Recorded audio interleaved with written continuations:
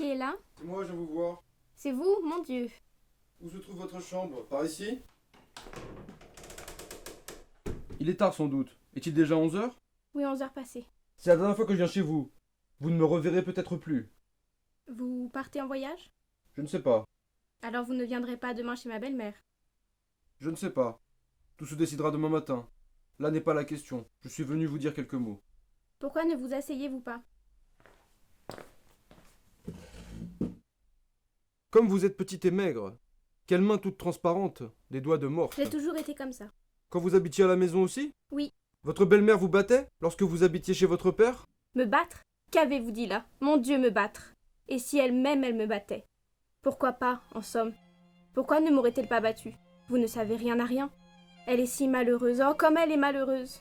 Et elle est malade. Elle cherche la justice, elle est pure. Elle croit que la justice existe en toute chose, et elle l'exige. Et vous pourriez la martyriser, elle ne commettrait pas une injustice. Elle ne comprend pas que la justice est impossible parmi les gens, et elle se révolte. Comme une enfant, elle est juste. Et vous? Que deviendrez-vous? Ils sont à votre charge maintenant. Il est vrai qu'ils étaient déjà à votre charge avant. Le défunt venait vous réclamer de l'argent pour aller au cabaret. Et maintenant, que va-t-il arriver? Je n'en sais rien. Ils vont continuer à vivre là-bas? Je l'ignore. La logeuse a déclaré aujourd'hui, m'a-t-on dit, qu'elle exige leur départ car ils ont des dettes. Votre belle-mère est très malade. Elle va bientôt mourir. Oh non, non, non! Mais il serait préférable qu'elle meure. Non, cela ne serait pas préférable, pas du tout. Et les enfants, que deviendront-ils puisqu'ils ne peuvent venir Je chez ne sais vous? vraiment pas. Ce n'est pas possible. Alors, qu'adviendra-t-il d'eux? Ils iront en bande dans la rue? La mère toussera et demandera l'aumône? Elle ira se cogner la tête à quelques murs comme maintenant. Et les enfants pleureront. Et puis elle tombera. On l'emmènera au bureau de police, à l'hôpital, puis elle mourra et les enfants. Oh non, Dieu ne le voudra pas. Et il n'y a pas moyen d'économiser? D'amasser de l'argent pour les jours difficiles?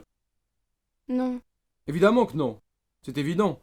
Il est inutile de poser la question. Mais avez-vous au moins essayé? Oui, j'ai essayé. Et ça a raté. C'est évident. Inutile de poser la question. Non, non, ce n'est pas possible, non. Dieu ne permettra pas un malheur si horrible. Il en permet bien d'autres. Non, non, Dieu la protégera. Mais peut-être qu'il n'y a pas de Dieu. Pries-tu souvent Dieu, Sonia? Que serais-je sans Dieu? Et Dieu, que fait-il pour toi? Taisez-vous, ne me questionnez plus. Vous n'avez pas le droit. Une Il fanatique! C'est une fanatique! Lis-moi l'histoire de Lazare. Vous ne l'avez pas entendu lire à l'église? Je n'y allais pas. Tu y vas souvent, toi? Non. Lis! Il y avait un homme malade, nommé Lazare de Plus Béthanie. fort! Fais comme si je n'étais pas là. Beaucoup de Juifs étaient venus auprès de Marthe et de Marie pour les consoler de la mort de leur frère. Dès que Marthe eut appris que Jésus arrivait, elle alla au-devant de lui. Quant à Marie, elle se tenait assise à la maison. Marthe dit donc à Jésus: « Seigneur, si vous aviez été ici, mon frère ne serait pas mort. Mais, maintenant encore, je sais que tout ce que vous demanderez à Dieu, Dieu vous l'accordera. » Jésus lui dit: « Je suis la résurrection et la vie. Celui qui croit en moi, fût-il mort, vivra.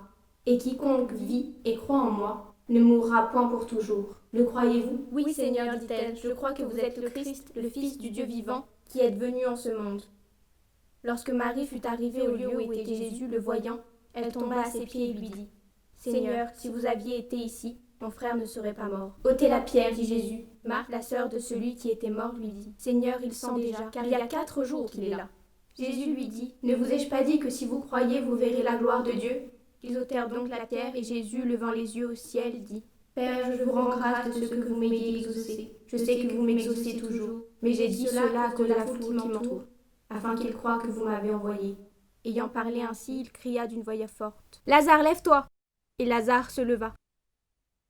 Les pieds et les mains entourés de bandelettes, et le visage enveloppé d'un suaire, Jésus leur dit: « Déliez-le et laissez-le aller. » Beaucoup des Juifs qui étaient venus près de Marie et de Marthe, et qui avaient vu ce miracle de Jésus, crurent en lui. C'est tout ce qu'il y a sur la résurrection de Lazare. Je suis venu pour t'entretenir d'une affaire. J'ai abandonné les miens aujourd'hui. Ma mère et ma sœur, je n'irai plus chez elles maintenant. J'ai tout rompu là-bas. Pourquoi? Tu es la seule qui me reste. Allons ensemble. Je suis venu à toi. Nous sommes tous deux maudits. Nous marcherons ensemble. Allez où? Comment le saurais-je? Je sais seulement que nous suivrons le même chemin. Je le sais à coup sûr et c'est tout. Nous allons vers le même but. C'est pour cela que je suis venu te trouver.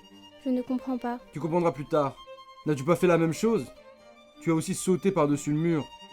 Tu as pu sauter par-dessus le mur, tu t'es tué, tu as perdu la vie. Ta vie, tu aurais pu vivre selon l'esprit et la raison. Si tu restes seul, tu perdras la raison. Comme moi. Nous devons marcher ensemble sur le même chemin. Viens.